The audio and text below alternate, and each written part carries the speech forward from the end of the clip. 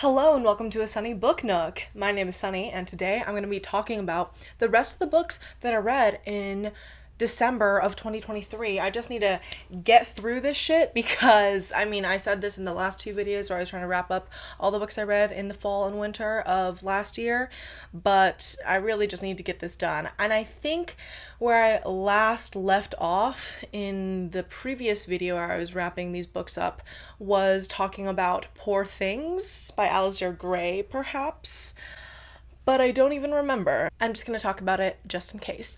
Okay, so Poor Things by Alasdair Gray. I watched the movie the other night, actually on New Year's Eve, and that was really fun. The movie was so good, but you're not here to listen to me talk about the movie. Although I'm thinking about writing an essay and maybe making a video based on that essay. We'll see about the directorial decisions based off of the book in terms of making the adaptation, because I'm still thinking about that, and I really do want to get my hands on a physical copy of Poor Things, but this edition of this cover, which is very beautiful as you can see, it was first in print in 2002 because that's when it was published. So now it's kind of rare and costs $50 or $100 to find on thrift books or whatever. So that sucks for me as someone who's a kind of a cover whore, but anyways, so this book is kind of like a female Frankenstein type story, I suppose, but it's a lot more than that, as you can imagine. So the whole framing device of the narrative is really interesting. Basically, our main character, Max McCandles, he's talking about this whole event, all the events of the book, from the perspective of this is a true story. Everything I'm saying here actually happened, and this is what occurred. I was a medical student at this London medical college, and no one really liked me, or I was kind of an outcast student. And then one of my teachers, he was also a bit of an outcast because people didn't really fuck with him. He kind of looked kind of weird, and he was raised by a doctor as well. And this doctor who teaches at the school occasionally, he helps volunteers / create or run a charity hospital for the poor as well. So Max McCandles kind of gets in the good graces of, but basically gets tolerated by Godwin, the doctor, the more senior doctor who's not in med school. He basically is characterized by McCandles in his writing and in the narrative as this very weird, eccentric scientist who has the capability to kind of reignite and combine different species together. And that's how Bella Baxter is created. He gets introduced to Bella Baxter, who essentially has the mind of a baby or a young child and the body of a beautiful young woman. This book takes the Born Sexy Yesterday science fiction trope that is a keystone of the genre, I think, especially in film, and takes it to a satirical level that is honestly quite hilarious because it's outrageous, truly. We're set in this kind of ordinary world of kind of Victorian-ish, but pre-war, I think. Our main characters, Max McCandles, Godwin, and Bella Baxter, we just see what happens with their lives as Bella becomes more and more of more and more of an adult woman as she learns more about the world. And Max and Bella get engaged eventually because Max is totally enamored with Bella upon first sight, of course.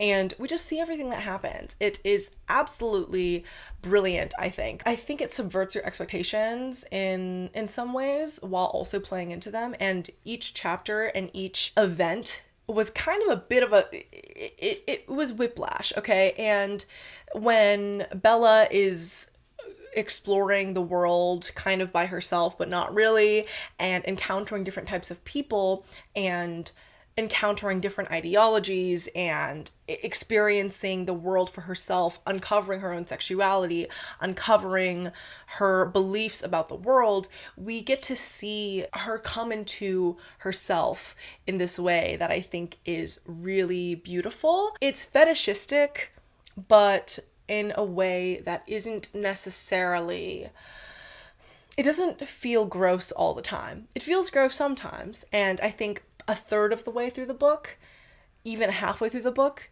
I was feeling like, oh my god, this is so strange and fucked up. Like, I don't really like what's happening. But then by the end of it, especially by the very end, I was gagged. I was gagged. If you've read this book and you've watched the movie, you know what the fuck I'm talking about, I think, in terms of the ending and the way that the ending diverges. And that's kind of what I want to talk about, because I think it has something to do with the medium and the form and how characters can be presented on screen versus on the page. And, you know, I don't know. I read this book explicitly because I knew that Yorgos Lanthimos and Emma Stone were creating this project, and I knew that I wanted to see this movie. But I mean, obviously this book stands alone itself as a really interesting piece of literature, and yeah, I liked it. I think it does something that is kind of feminist and socialist and anti-colonial in a way that, again, it's like satirical. It's satirical, it's funny, it's engaging. Shit just happens and it's absolutely wild. And we explore all the ways that all these different men just totally like lust after Bella and like do all these just outrageous things because of Bella. But again, it's another interesting exploration of like a woman in the world. She's like this almost pure form, whatever that means, because we're seeing this all from the perspective of McCandles, who's like her husband eventually. So yeah, it's interesting. Like, how can the world handle a woman who's interesting, unique, beautiful, smart in her own right? What does the world do with that sort of thing? Like, how can we even handle that? Is that even possible? Do we need to crush her spirits as soon as she steps into the world? So yeah, I don't know. I fucked with it a lot. I rated it like 4.5 stars, but leaning in the 5-star direction. I don't know if it's a favorite of the year. I didn't mention it in my favorites of the year because I read it towards the end of the year and like it was kind of stewing with me, especially because I think that I would need to perhaps revisit this novel to understand. And again, that's why I want to like get a copy. But anyways, yeah, I fucked with it. And I think it's worth reading. The next book that I read was Full Surrogacy Now, Feminism Against the Family by Sophie Lewis. This book I rated 4 stars.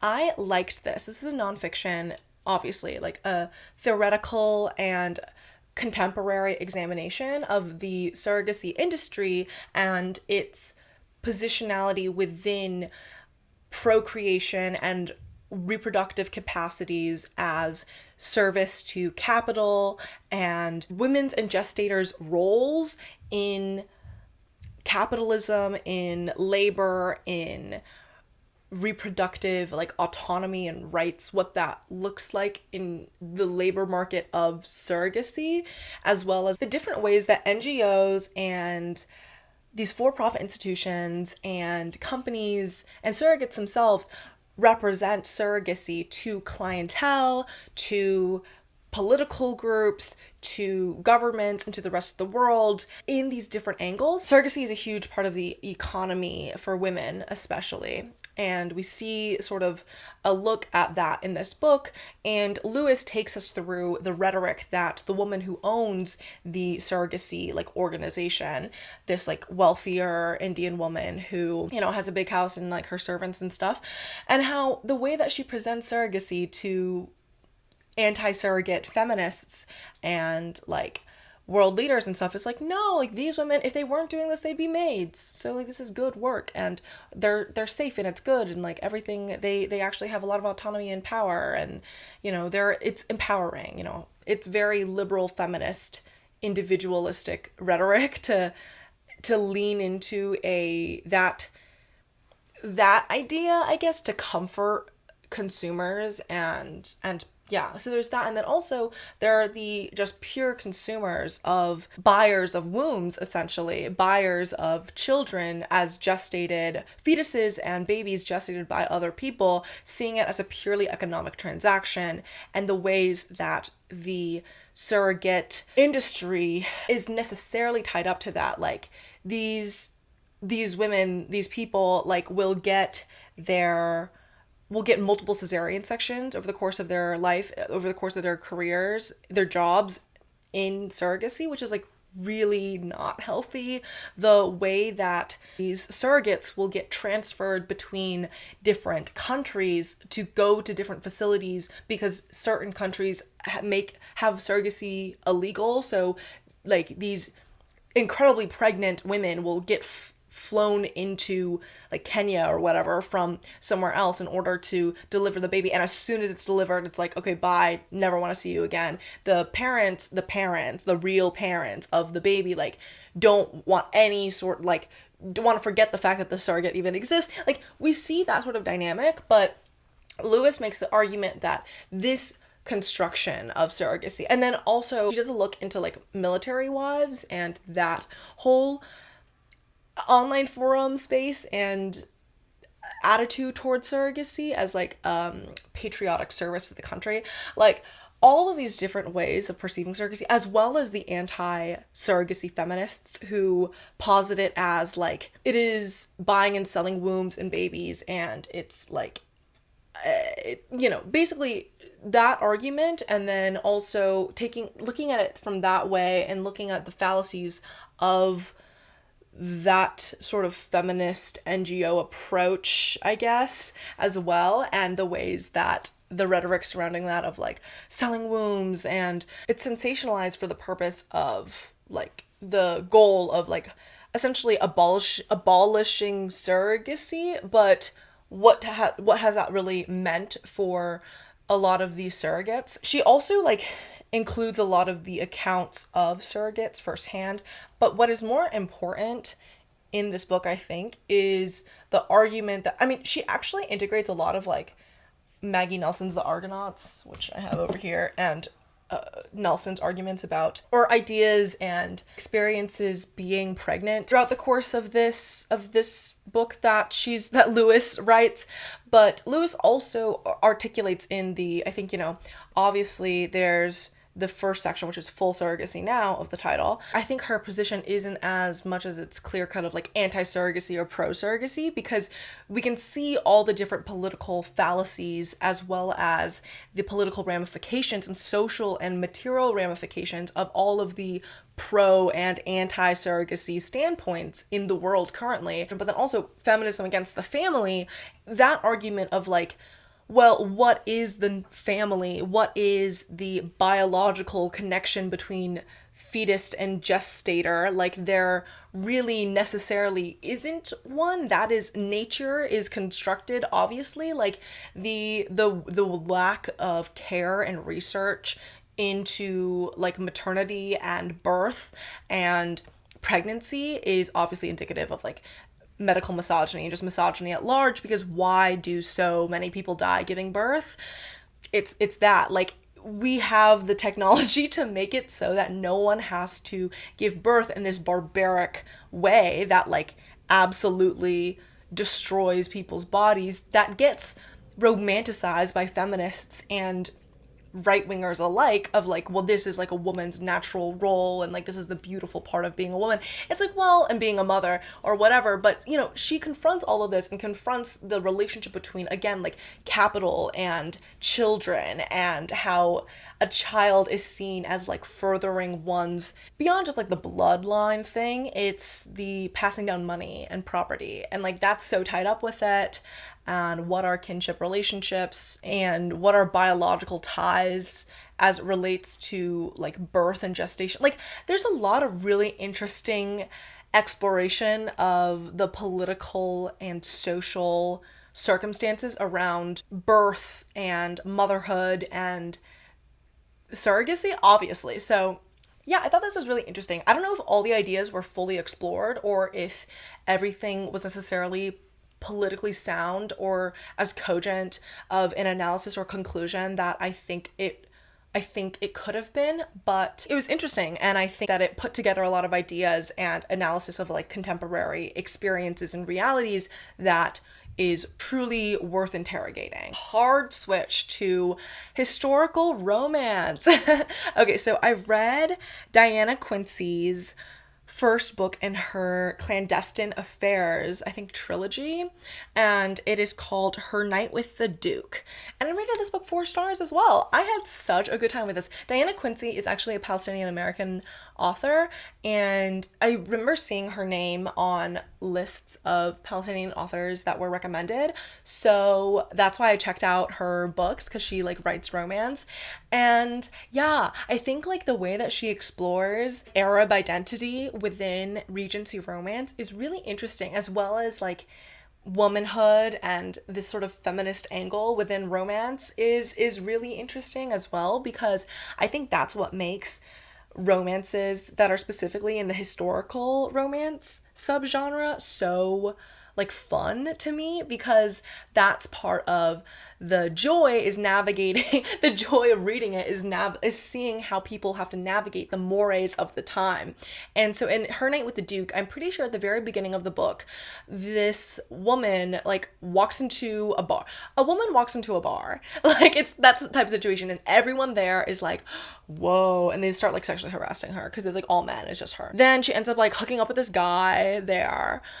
And he like kind of just gives her a fake name because he's a duke on his way over to his some place or the other. Anyways, they both end up like getting to the same place, and she finds out that he is like, I guess, betrothed to her sister or something. Not her sister, her daughter, kind of. Like, I think she's a widow or something. Actually, yeah, so basically like her stepdaughter, whom she adores, is engaged to be married to the guy that she hooked up with, who happens to be a duke. So yeah, it's like, that's why it's a clandestine affair.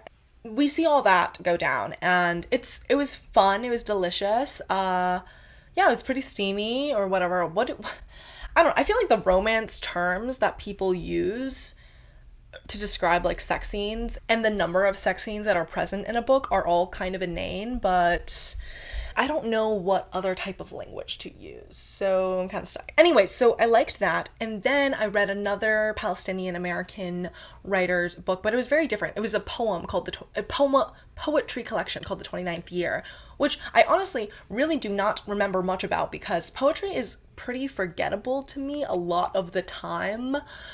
I'm sorry to say. Like, I'm not a poetry girl. I'm sorry. I have a lot of poet friends, and I read and edit their work, and I respect it, but I'm not a poetry girl. So, yeah, I don't have any real thoughts about this book, but the cover was beautiful.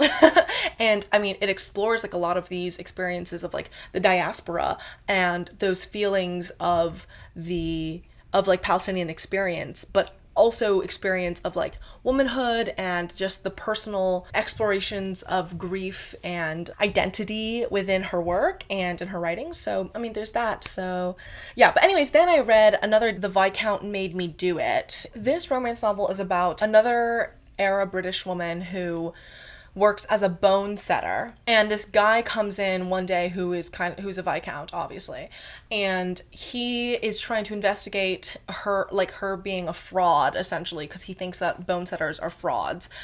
But obviously she's not. She knows what the fuck she's doing. Her dad was a bone setter and was very good at it. He's interested in her at first because she gets called into like a room or a bar because these guys are joking around and trying to get her to come in to like scam her and be like, oh, my wrist is broken, but it's not. So she comes in and breaks his wrist for real. It's pretty badass. And the Viscount in the room notices that she's wearing a pendant of his like dead parent or something like that, and he also has been experiencing like pain in his body due to the war or whatever and fighting in it or whatever that has been untreatable by like his doctor friend, who is also his caretaker, because when his parents died in a terrible robbery and murder accident, everyone has estranged him in society because everyone thinks that he did it because he was allegedly like in the house while his parents died. So like why did he survive? Anyway, so basically he's trying to uncover why she has the pendant, and so he goes to her to be like, oh, I need healing, bone setter. Anyway, so we get that whole romance situation, and it's very interesting because I think like the mystery element of the pendant and the murder and the relationship dynamics that all unfold here are really like fun, because I mean, not fun, it's interesting to see how it progresses, and like as a reader, you're kind of like 2 steps ahead of what's happening with the characters, which I think is like sometimes fun. And also our main character, the bone setter, she is like kind of cousins with the Duchess lady from the first book. So everyone is kind of like related to each other, which like I like in a romance series like this, because it's like, yeah, of course. Like, why not? So, yeah. And then after that, of course, I read the third and final book in the series, to my understanding, which is The Marquess Makes His Move, which is about this marquess who's also part of the era British family of this extended family that we're following. And he is like, has a land dispute situation because this map maker is trying to scam him out of his territory, of his land, on his property, his estate. And this woman whose husband is the map maker, she is actually the one who makes all the maps. Like, her art and her drawings are the maps that her husband's company like sells and makes a lot of money selling. So, and it's very successful as a business. And so she is like the secret woman behind all of the success of her husband, who takes the work in his name, of course. And then we see all this bullshit of like infidelity of that unfolds out, and like secret relationships and all this stuff that's very interesting. And like the Marquess, because he's so like estranged from high society and no one really knows what like he looks like, he only ever shows up like every now and then to pull his power here and there. He goes undercover as the like manservant of this map maker's wife, who is actually the map maker. And he kind of tries to get close with her and get close to the maps in order to understand how he was getting scammed. So we're seeing all this play out, and I think like that mystery plot element that is at the undercurrent of the last two romances in this series it kind of speaks to like what I find so compelling in Quincy's writing from what I've read of these books, which is like the meeting point of the mysteries of life and romance and relationships as like all these different things are happening. I don't know, it's really fun. So yeah, I rated all these books like 4 stars, 4.5 stars ish. Like I had a really fun time reading them, and they were excellent. So they were great December reads. And then I read Kill for Love by Lauren Picklesimer, which is a 5-star read, satire, American Psycho type book, except our main character is a sorority girl. And this was one of my favorite books of the year, so just watch that video where I talk about this book pretty extensively. It's very darkly funny, in my opinion, but it's also very gruesome. Like, we get these gory, bloody scenes of her killing these like random frat bros, but she's also obsessed with her boyfriend, who is basically the exact same as the frat bros that she loves killing. But also it's set in this landscape of LA that is like a somewhat exaggerated, but also like kind of the reality of the violence of America right now. I think like the vantage point that she has as this very wealthy, skinny white woman who obviously experiences the sexual violence of being a woman, especially in like Greek life, and also has, you know, been sexually assaulted and violated and harassed over the course of her life, and hates everyone around her, woman and man. Like, she hates all her sorority sisters. She especially hates her roommate, who's kind of like a scholarship student. And her roommate is like kind of probably the only sane and not the roommate, and also this one character who is the best friend of her boyfriend, who's very skeptical of her upon first meeting, are probably the only like sane people in this book, perhaps, like, who aren't like just totally enamored or like too shallow to conceive of how shallow our main character is. Like, too shallow themselves to understand how terrible of a person our main character is, but she really is, and it's fascinating to watch and have everything play out. But the brutality of everything that happens is emblematic, of course, of the violence of our world, but it totally is flipped on its head in terms of the inverse of like gendered violence, that like, of course, when men enact this sort of violence and brutality against women in this world, it is because of the patriarchal power that they hold over us and the fact that they are able to get away with it because people don't give a fuck about women, and women can die and be abused and raped and murdered and whatever. But like, because our main character is a woman and a very pretty wealthy one at that, the way that she like takes out vengeance, it's not even vengeance, just gets off on killing these men, is like, it's not because she necessarily has any power over them or benefits from the power that she has over them, besides the sort of semi-erotic power she has, but that's not even the point of this all.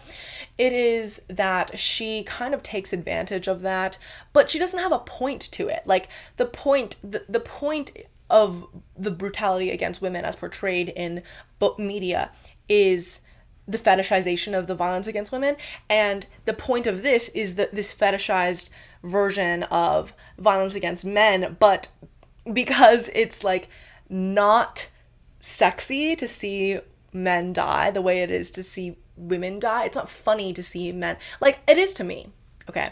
But it's like, even in the movie American Psycho, like, it's the women dying is like played up for laughs, and that's part of the humor and satire of the movie.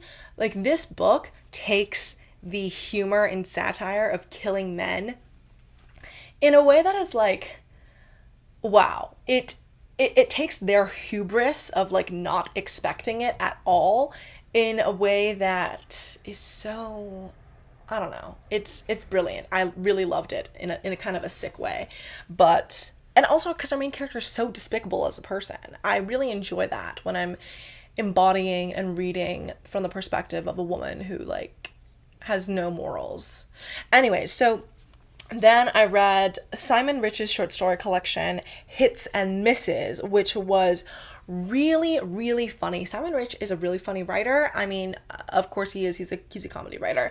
And I don't know, I looked at his Wikipedia page and I was like, oh, okay, makes sense. This book does a lot of things in like kind of a speculative way. Like, I think it's a lot about fame and the bitterness towards it, or like trying to achieve it. We get this satirical and comedic take of like the GQ magazine interview with Hitler. There's like a perspective of the horse in Paul Revere's horse story. There's a lot of biblical stuff, because Simon Rich is very much a Jewish writer, and like the Judaism of his writing and his humor is so evident, and less so, I mean, it's evident in like, I think the more biblical stories here. There's a really funny story in here about this guy who like really wants to be the holiest man, who like he really prostrates himself and like punishes himself and wants to cut off his hands to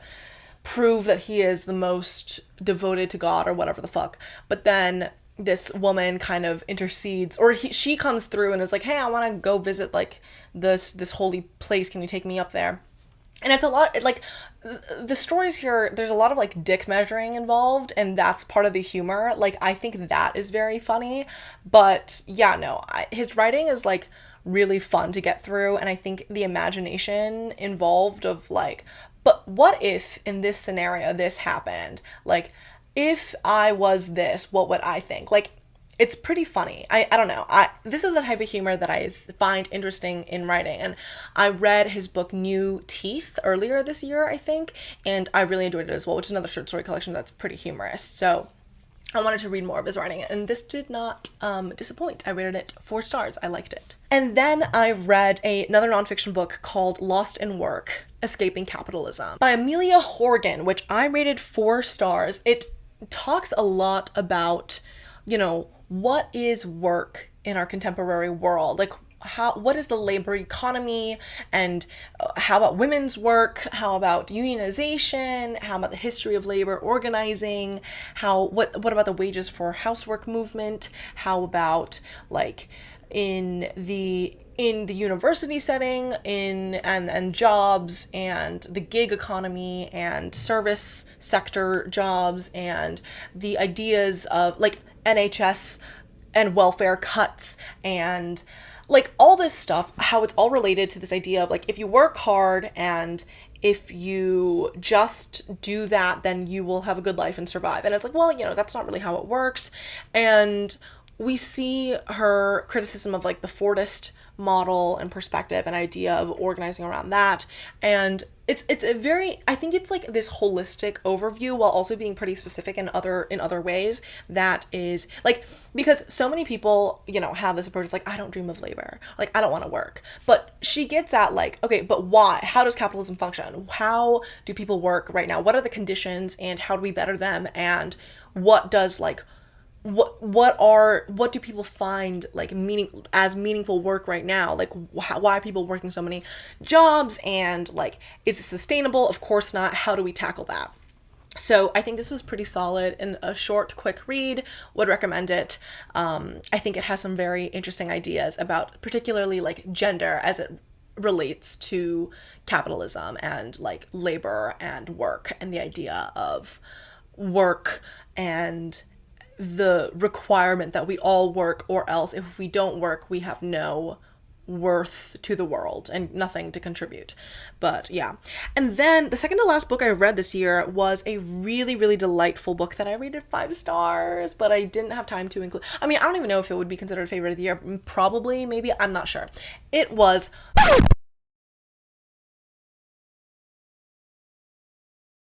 And then the final book that I read in the year of 2023 was Spoiled Brats by Simon Rich, which was another funny book that had to do a lot with like millennial New York City life, and again, like Jewish American contemporary living, and you know, being kind of like a fake artist, or like attempting to be an artist and succeed, and like how that is a bit of a flop. One of the stories in here was really funny in terms of like, it's about this monster creature whose parents are like, oh, and you're gonna go to college and we're gonna